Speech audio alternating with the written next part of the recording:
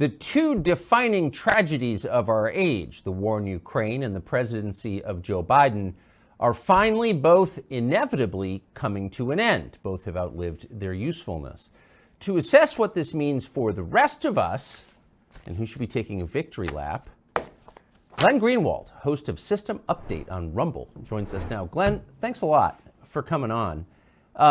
So the war in Ukraine, which some have pointed out for nearly 2 years now, was never going to be won by Ukraine, since Russia has a population of over 100 million more people, is finally, apparently, headed for peace talks. NATO seems to have acknowledged that this is not actually going to work. What do you make of that? I think it's important to go back and remember what was said at the beginning, the propagandistic framework, not to take credit or assign blame, but to realize how often we're deceived by exactly the same emotionally manipulative tactics. We were told by the people who wanted the U.S. involved in this war, not just involved in it, but to fuel it, to prevent diplomatic negotiations from taking place with the possibility of ending the war very early on. We were told by those people that they were so concerned about Ukrainians and so concerned about Ukraine that the United States had to send tens of billions of dollars over there and all sorts of weaponry and flood the country with arms in order to protect Ukrainians. And anybody like the two of us and other people who stood up and said, this isn't a good idea, this is going to be counterproductive, we were accused of not caring about the Ukrainians, of cheering for the Russians, when none of that was true. All along, the point was that there was no way Ukraine could possibly win a war against Russia, a country way larger with a much better military, even if NATO is behind it. The only thing that is going to happen is that this war will be prolonged. Huge numbers of young Ukrainians and then older Ukrainians, not people who volunteered, but who are conscripts. Zelensky has been fighting with a conscript army since the beginning, are going to die, and at the end there's going to be a negotiation that says that Russia will end up being able to protect the part of eastern Ukraine it believes had people in it who are largely Russian-speaking, ethnic Russians, who are being oppressed by Kiev. They will keep Crimea. There's no way for these maximalist war aims ever to be achieved. And now here we are 2 years later, in part because the West is just tired of funding this war. The counteroffensive that we were all told would change everything was a tremendous disaster. They barely have any people left to fight. They're now dragging 45 and 50-year-olds off buses and sending them to the front. And the United States has a brand new war that it seems more excited over. And now they're finally telling the Ukrainians, and so is NATO, look, the gig is up. It's time for you to sit down at the negotiating table. And we're now in a position where NATO has to beg Russia to be happy to keep 20% of Ukraine, which is what they've controlled pretty much without any change for the last year or even year and a half, as tens of billions of dollars were wasted and thousands upon thousands of lives were extinguished. And I would argue it's even worse than that, since the Biden administration and our European allies provoked this war on purpose. They've known for 20 years that the red line for Russia was NATO expansion onto its borders. And they sent the Vice President, Kamala Harris, to the Munich Security Conference 2 Februarys ago to tell Zelensky, we want you in NATO, knowing that this would provoke a war. I mean, I don't see any other way to read it.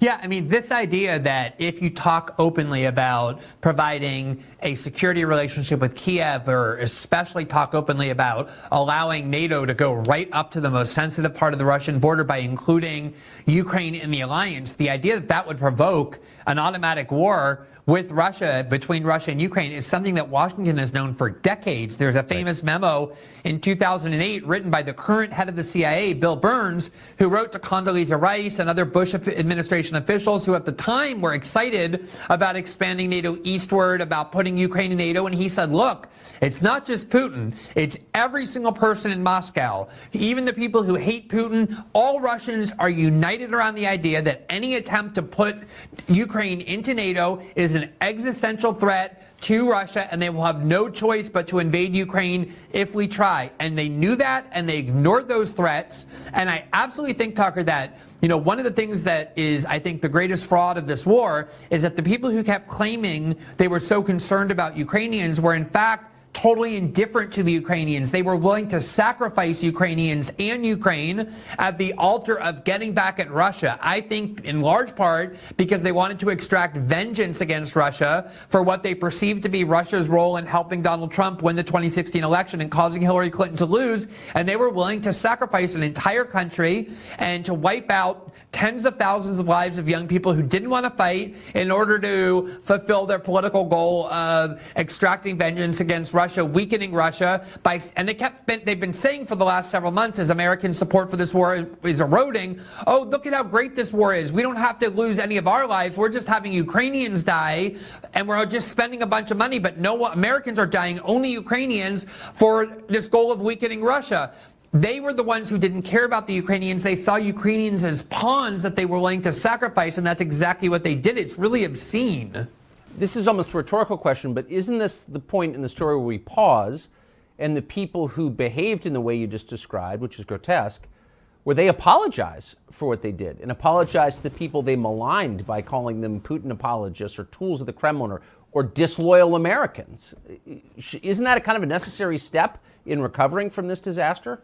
It is, but the biggest problem with our political media culture is that there is no accountability. So many of the loudest voices urging the United States get involved in this war and attacking and demonizing anybody who was opposed as being Russian agents or unpatriotic or whatever, they didn't come from the same ideological camp. In many cases, they were literally the very same people who did exactly that after 9/11, anybody who stood up and said, I'm against the Patriot Act, or I have concerns about NSA spying, or I don't think we should invade Iraq or drone bomb countries all over the world, the David Frums and the Bill Kristols and the Cheney family, those were the people standing up and saying, anyone opposed to our wars are unpatriotic, they're on the other side, and none of those people ever paid a price for what they did, lying the country into the war in Iraq, destroying a country of 26 million people that gave rise to ISIS.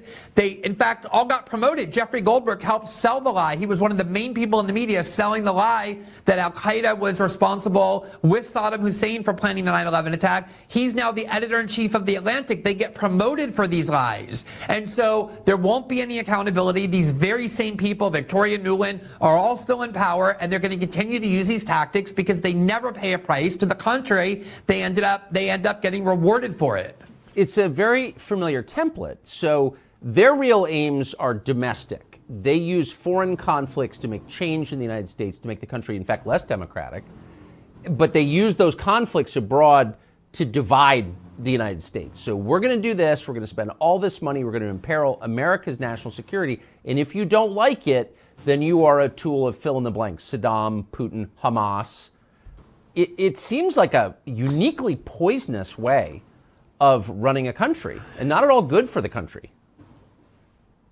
No, I think that's exactly right. If it would be bad enough if the United States were just going around spending all of Americans' money to fuel foreign wars. But what they're doing at the same time with these foreign wars are using them as a pretext to erode the core constitutional and civic rights of American citizens here at home. So when they wanted to launch the so-called war on terror, they ushered in the Patriot Act that gave vast powers to the FBI and the CIA of all kinds of detention and surveillance powers. They empowered the NSA to spy on Americans without the warrants required by the Constitution.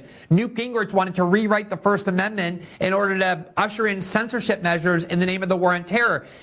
They did the same thing with the war in Ukraine. Some of the greatest censorship on big tech came from those people who were questioning NATO narratives, who were standing up and saying, I don't think these things are true. I don't think these things are wise. The EU made it illegal to even give RT a platform. So every single one of these wars results in fewer and fewer rights for Americans here at home. And now we're seeing the exact same thing, Tucker, with this insistence, and the Biden administration is fully on board in partnership with Republicans to provide billions and millions of dollars, not this time to Ukraine to fuel their war, but to Israel to fuel their war. And what we've been seeing from the people advocating that is this insistence that those who stand up and say, I'm not in support of what Israel is doing to the Palestinians, I don't think the United States should treat this war as our war. You don't have to agree with that or not, but there's so many efforts now to say people saying this should be censored. What they're saying is illegal. They're invoking all the theories that the liberal left have been invoking for years now to justify censorship of the views they dislike.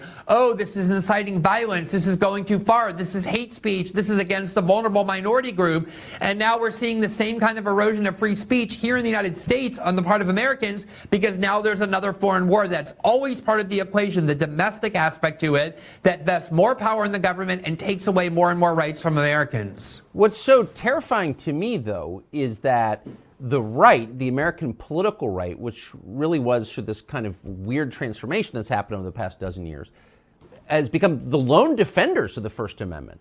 They've abandoned that in the last month, like instantly. So I think you could say, I strongly support Israel. I strongly dislike Hamas. I'm rooting for, maybe I think we should commit troops to the region. I mean, whatever. You can have any view you want. However, American citizens have a right to express their opinion. Period. And that supersedes any other event in any other country. It's like that's a core right. And I don't hear many conservatives saying that. And so you sort of wonder, like, if they're not defending it, who will? I mean, there are people who have built their careers, Tucker, over the last 5-6 years, standing up and saying, we can't have cancel culture. We can't have censorship. College students aren't entitled to feelings of safety. We don't censor in order to protect people from views they find threatening, mocking the notion that minority groups are vulnerable and we have to censor in order to protect them. Turn on a dime and now become the leading voices saying, because American Jews feel unsafe, that's valid in a way that, say, claims from black people or LGBTs or Latinos aren't valid, and because of that, we need to censor. Fortunately, there have been some conservatives, influential ones, who have been quite consistent. Candace Owens, for example, had a very public argument with Megyn Kelly in which he was saying, we're not the left. We don't get people fired for their political views. We don't believe in using the law to silence people. There have been Vivek Ramaswamy on your show. He just wrote an article in the Wall Street Journal saying we're not going to defeat Hamas through censorship or cancel culture in the United States. And I think the biggest example and the most important one, which is fire.org, that became very popular among conservatives in the United States because they were defending the rights of free speech on campuses for conservative students at a time when the ACLU wouldn't, stood up and vehemently denounced Ron DeSantis for a grave direct attack on the First Amendment when he tried to ban a pro-Palestinian group on campus on the grounds that they're providing material support for Hamas, even though he doesn't claim they did anything other than express their views. And I think this is the point. You are allowed to stand up in the United States and say, I think the United States should bomb Iran into oblivion. I think we should turn Gaza into a parking lot. Lindsey Graham stands up every day and calls for violence of that kind, and he's protected by the First Amendment from doing so. You also, though, as an American, are allowed to stand up and say, I think Israel is at fault in this conflict because of the occupation and the blockade. I think that people in Palestine have a right to fight back. I think that violence is justified because Israel has become oppressive. You can think all those views are repulsive, but leave the question of what you think of those views to the side. No question, Americans have a right to express them, and there has been a concerted effort on the part of many conservatives, including many who have led the way in mocking claims of victimhood and victimhood narratives by minority groups and the idea that people need to feel safe. They are now the ones turning around and saying, no, because of how dangerous this speech is, we need to ban it. We need to ban these protests. We need to ban student groups. We need to put people on no hire lists. The exact kind of tactics they spent 5 or 6 years up until a month ago aggressively denouncing. And it's very dispiriting, even though it's not surprising, the minute that they have views that they find offensive for them to watch them and turn around and use all the same theories to say those views cannot be expressed. That is incredibly dangerous because in the future, when conservatives want to complain about the censorship regime that has been implemented, who will possibly take them seriously after we just watched them, the minute there was an issue of great importance to them, which is Israel, turn around and call for censorship. Obviously, it's not a principle if the only time you defend free speech is when it comes to views you agree with. Anybody can do that. That's easy to do. That's worthless. The only real test of whether you believe in free speech is whether you defend the right to express the views you find most offensive. And a lot of conservatives, not all, are woefully failing that test. I have to say, I am surprised. I was shocked by it. I am shocked by it. And I'm shocked not just by how little they care about freedom of expression, but also about the emotion involved. So for the past, 20 years, it's been a staple of demonstrations on college campuses to attack the United States. It's a garbage country. It was built on chattel slavery. It's fundamentally illegitimate. The New York Times devoted an entire year to telling us that the United States is a fundamentally racist country, and it's an immoral place, fundamentally, from its inception. And nobody said anything about it.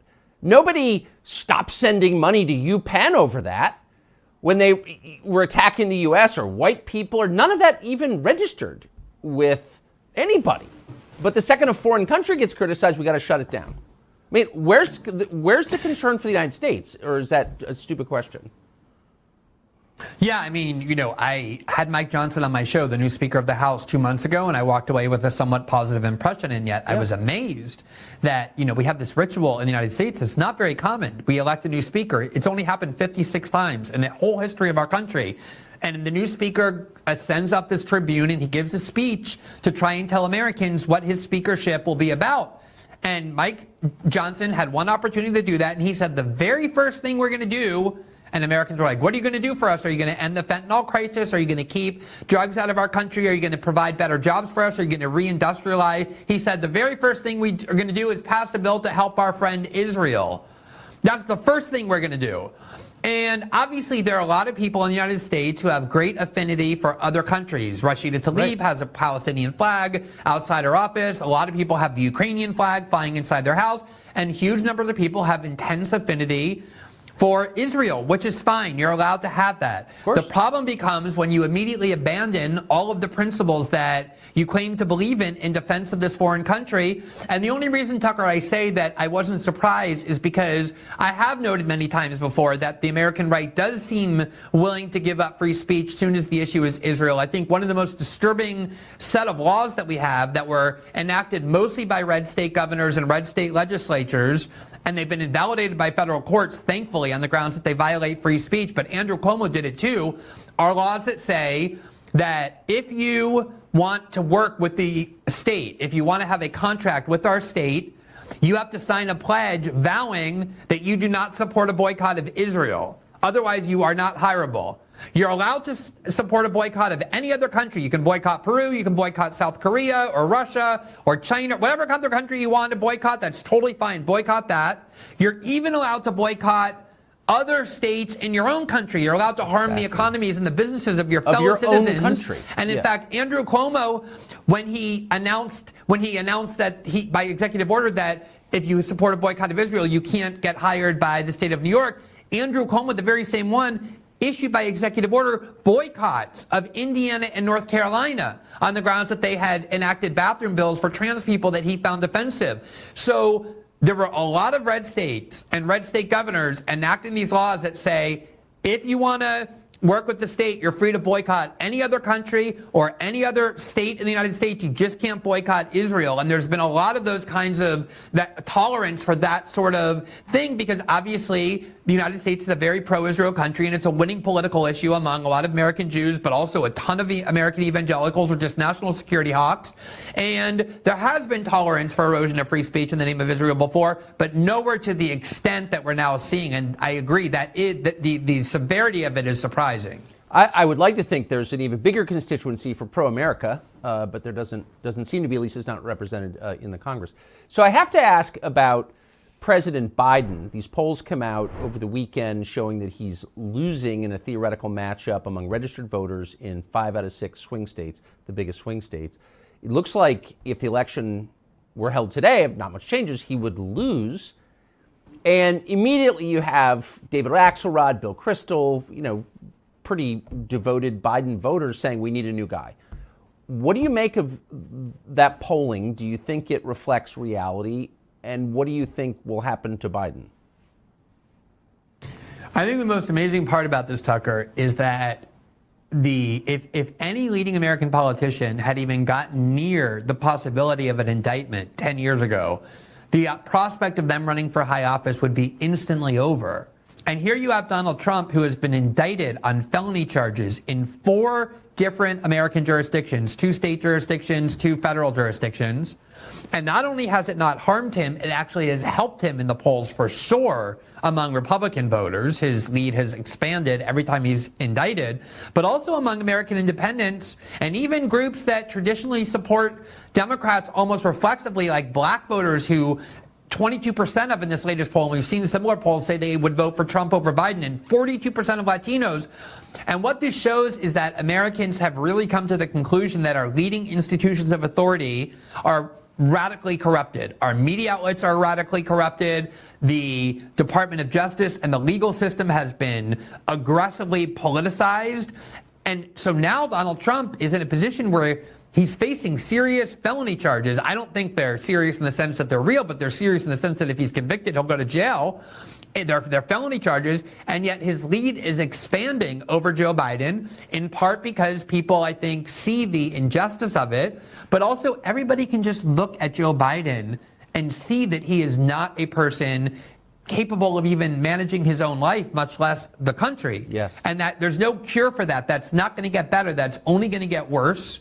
And what their strategy now is to basically say to Americans, and I've seen many articles about this, many things on television, the problem is that American voters are ignorant. They're ill-informed. They're low-information voters, and that's why they're deciding this way, because the Democratic Party, I think, is stuck with Joe Biden. If he's not going to go anywhere, and he's the kind of politician who has never sacrificed his own personal self-interest for any kind of greater cause, there's no reason to expect that he would do so now.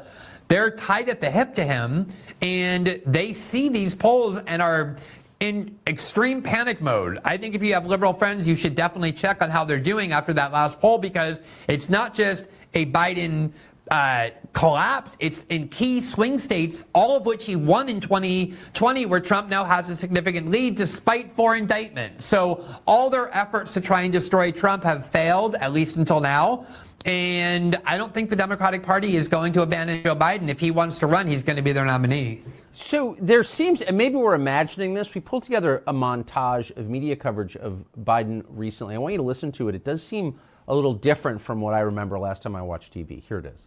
A stunning New York Times Siena poll shows that Donald Trump leading Joe Biden in Nevada, Georgia, Arizona, and Michigan. The number of Americans who think that things are going badly in the country today has hit its high for the year. So you might expect any incumbent to be down as Biden is. But then look at these positive views of what people think will happen for them financially if Donald Trump wins. Way more voters think they'd be better off. I guess the big news in the poll is that Biden is losing to Donald Trump because of huge losses among black voters and young voters. The more diverse the swing state, the farther Mr. Biden was behind, and he led only in the whitest of 6. Then let's look overseas.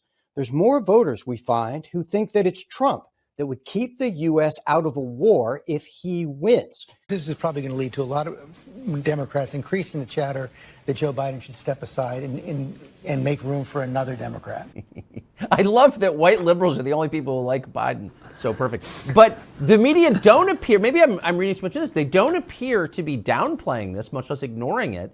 They seem to be highlighting Biden's weakness. What do you make of that? I mean, it's just, they're so grim. They're like, you know what it reminds me of? Have you seen those montages where the media started off election night 2016 incredibly excited and happy, and as the night wore on, they get bleaker and bleaker and more and more depressed until it finally sinks in, and by the time they're like so destroyed and practically in tears? That's the tone. I think what they're trying to do is to put pressure on the Democrats and Biden to say, look, this is serious now. Like, it doesn't seem like you have any chance of winning, in a last-ditch hope to try and convince Biden to step aside, to the Democrats to force him to. Of course the media is, completely petrified at the idea that Trump would win, even though part of them knows it will help their careers like it did the first time around. But they really are scared of Trump. They really view Trump as this ultimate menace. And I think those horrified tones are about the fact, 2 things. One, there's obviously a good chance Trump will win, and they can't understand that. And I think that's the other thing is, all they've been saying for 6 years is that Trump is a white nationalist, that Trump is a racist, that Trump hates all minorities. And here you have increasing numbers of non-white voters doing the exact opposite of what you would expect them to do if they trusted or believed what those people have been saying. Namely, they're voting for Donald Trump, the racist white nationalist candidate who wants to put them all into camps. And so if you're an employee of these media outlets and you look at these polling numbers, you realize that these people have tuned you out. They don't care what you say anymore. They don't trust what you say anymore. They have completely lost any control or influence over how Americans reason, because most Americans are smart enough to have come to the conclusion that those people that you just showed in the media outlets for which they work are absolute liars, are just propagandists and people who exist to deceive. And that is the good news, that these institutions where people have lost faith in deserve to have lost their faith and trust. They deserve the contempt and hatred they provoked. And it's good that Americans are recognizing that. And it's good that those people there, even though they'll never question whether they are to blame, are also starting to see that nothing they say really matters and makes a difference any longer. That's right. And they do exist to deceive. So nicely put. Look, one last question I have to just ask, since this is on tape. What is your prediction for how the next year, we're exactly a year from the election, plays out? Is it Trump versus Biden November? I mean, what do you think is going to happen? I mean, it seems to me like Republican voters have very consistently made clear that Trump is their candidate. I just wanted to add one point about this next year, which I think is so important. I know it's taboo. We're not supposed to ever say anything good about Trump. But the reality is, Tucker, and I think people are going to realize this more and more, is that Trump was the first American president in decades, Yes. not to involve the United States in a new war. Whereas here you have Joe Biden, seemingly there's a new war popping up all the time. He wants to involve the United States in every one, send all their money overseas for them. And at the same time, they remember that the economy was vibrant and good before COVID hit. You can't lie to the American people about their own experiences, their lived experiences, the left likes to say. And I think as the next year approaches, people are going to start to think about and compare what their lives are like under Joe Biden, where there's wars everywhere and inflation and economic turmoil, what it was like during Donald Trump. And I think they're going to be increasingly immune to the propaganda. And to me, I don't see anything in the Republican Party, obviously that can change, that suggests that they will abandon Trump. Now, maybe the one variable is that if Trump is actually convicted rather than just indicted and charged as he is now, maybe that will change Republican voters, or maybe that will change the electorate as a whole. I don't think so, though, because I think they look at this judicial system. There's nothing that Trump did that feels like a traditional crime. It's not rape. It's not murder. It's not embezzlement. It's not bribery. There are these very kind of technocratic and obscure crimes he's accused of having committed. And I just don't think that most Americans think that the former president should be imprisoned for anything like that. So if I were a betting man, I think the odds look pretty good for Trump. I think you're right. I've never sent money to a politician, but if Trump is convicted, I'm sending him the max. I think a lot of people feel that way, just as a middle figure. Glenn Greenwald, thank you so much. Great to see you. Great to talk to you, Tucker. Thanks. Younger people say the news is full of lies. In Kennedy's motorcade. 239 people. The death of Jeffrey Epstein.